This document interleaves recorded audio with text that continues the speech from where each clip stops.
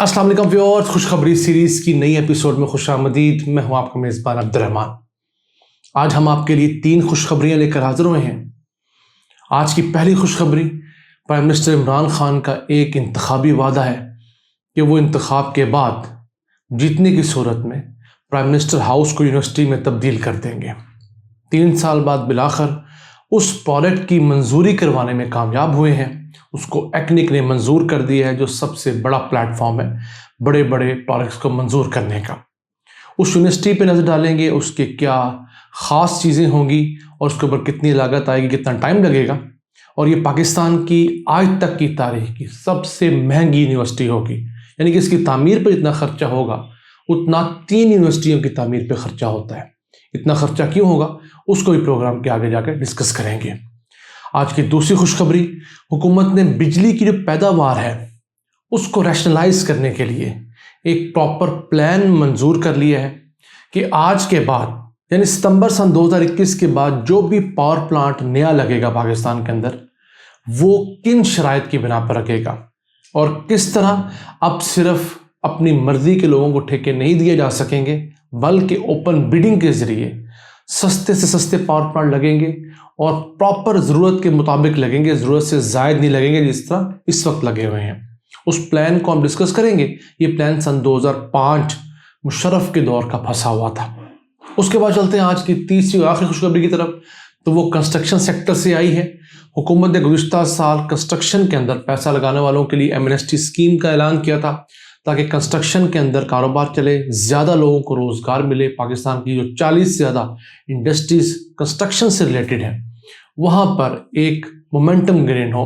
तो उस सिलसिले में अच्छी खबर यह आई है कि 1 साल के दौरान 493 अरब रुपए की सरमायाकारी की गई है बड़े बड़े हाई राइज बिल्डिंग्स के अंदर, बड़े बड़े प्रोजेक्ट्स के अंदर।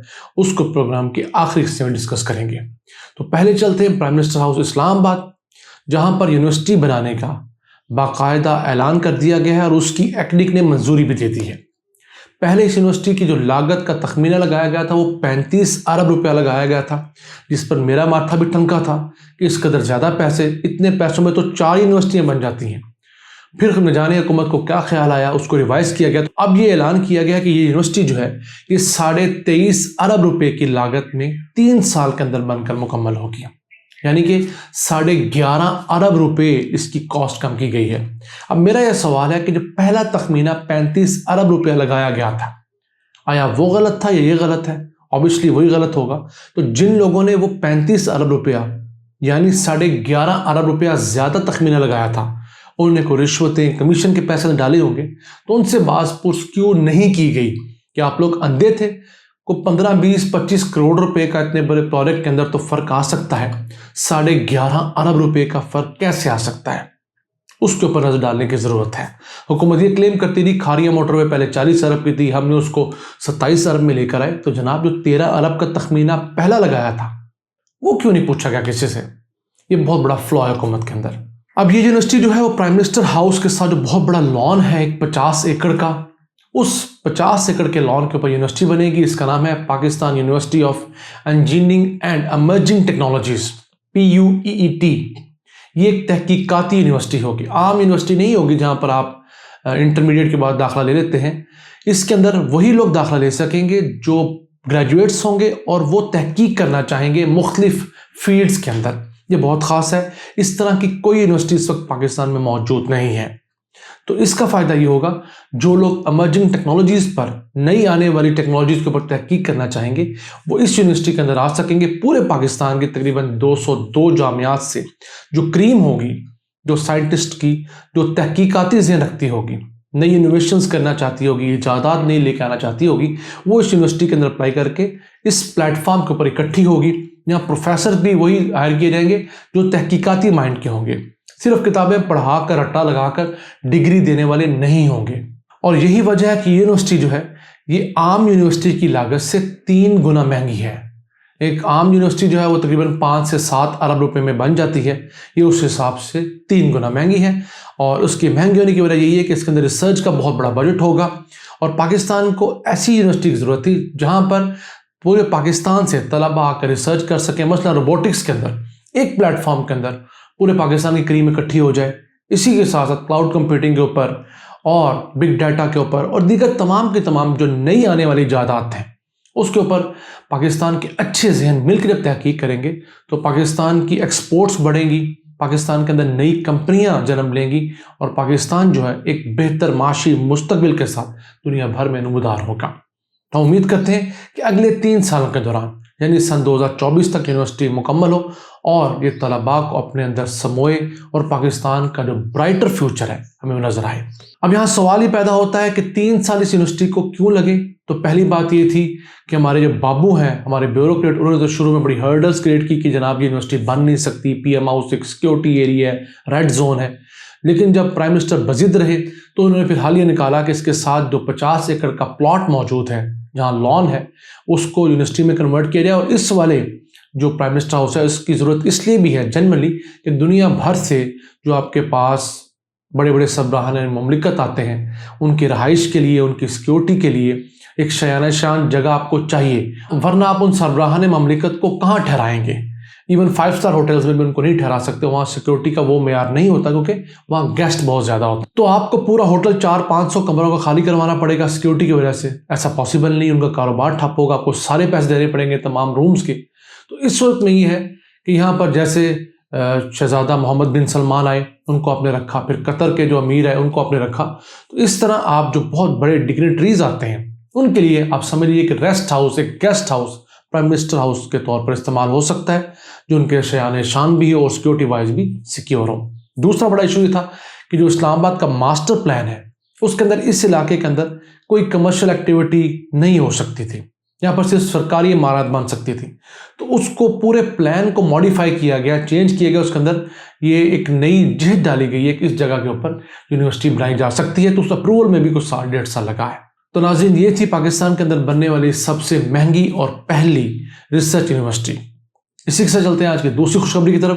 तो हुकूमत ने बिजली की पैदावार का एक तवील मुद्दती प्लान जो है वो मंजूर कर लिया है, जिसके तहत अब पाकिस्तान के अंदर लगने वाला कोई भी पावर प्लांट जो है वो ओपन बिडिंग के जरिए लगेगा।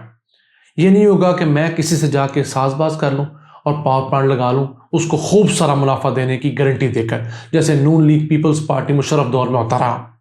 अब एक पावर प्लांट लगाना होगा, उसके लिए पहले सूबे और जो वफाक है आपस में मिलकर बैठेगा, पहले सोचेगा इस पावर प्लांट की ज़रूरत क्यों है, क्या हम अपने लोकल ज़राए से बनाएं, मतलब बिजली से पावर प्लांट लगाएं, हवा से लगाएं, सूरज से लगाएं, या हमें गैस पे शिफ्ट होना पड़ेगा, कोयले पे।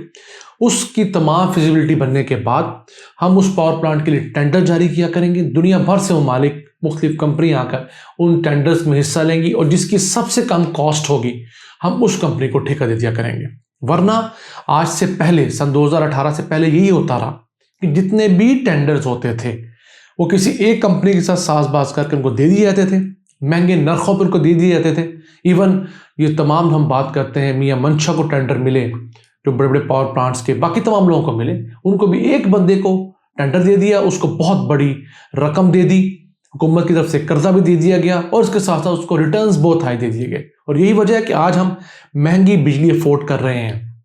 अगर उस वक्त बांग्लादेश की तरह, इंडिया की तरह हम लोगों ने टेंडरिंग का प्रोसेस जारी रखा होता तो जो बिजली घर इस वक्त हमें 14 रुपये यूनिट में बिजली दे रहा है, वही बिजली घर उस दौर में लगा था इंडिया के अंदर, बांग्लादेश के अंदर, वो उनको 6 रुपये पाकिस्तानी के अंदर यूनिट पर बिजली दे रहा है। अब फर्क देख लीजिए, 6 रुपये कहाँ और 14 रुपये कहाँ, क्योंकि हमारे यहाँ कमीशनें चली, ओपन बिडिंग नहीं हुई, मुकाबले की फजा कायम नहीं हुई। तो उम्मीद करते हैं कि पाकिस्तान के अंदर इससे जो बिजली की कीमतें बढ़ने का रवाज मुसलसल है वो कुछ थमेगा मुस्तकबिल में, और इसके साथ साथ हम अपने लोकल जराए से बिजली पैदा करेंगे और फिर सर्कुलर डेट का जो एक इफरीत हमारे सर पर सवार है वो भी कंट्रोल हो सकेगा। इसी के साथ चलते हैं आज की तीसरी और आखिरी खुशखबरी की तरफ। तो वो है हुकूमत ने कंस्ट्रक्शन सेक्टर जो है उसको जो रिलीफ दिया था, एक एमनेस्टी स्कीम दी थी, उसके अंदर खबर ये आई है कि 2125 प्रोजेक्ट्स जो हैं, बड़ी बड़ी हाउसिंग कॉलोनीज हैं, प्लाजाज हैं, हाईएस बिल्डिंग हैं, वो मंजूर किए गए हैं और उनके अंदर 493 अरब रुपए की सरमायाकारी शुरू हो गई है। अगर अफराद की बात की जाए तो 1321 बड़े बड़े बिल्डर्स ने इसके अंदर खुद को शामिल किया, मंजूरी करवाई है। 1775 नए प्रोजेक्ट्स हैं जबकि 350 पुराने प्रोजेक्ट्स जो हैं उनको भी इस सिलसिले में डाला गया है। इन पे कंस्ट्रक्शन का आगाज़ हो चुका है, लोगों को वहाँ जॉब्स मिल रही हैं।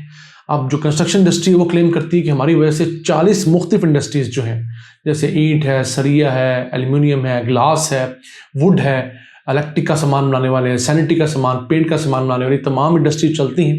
तो इन 40 इंडस्ट्रीज़ के अंदर भी रोज़गार जन्म ले चुका है।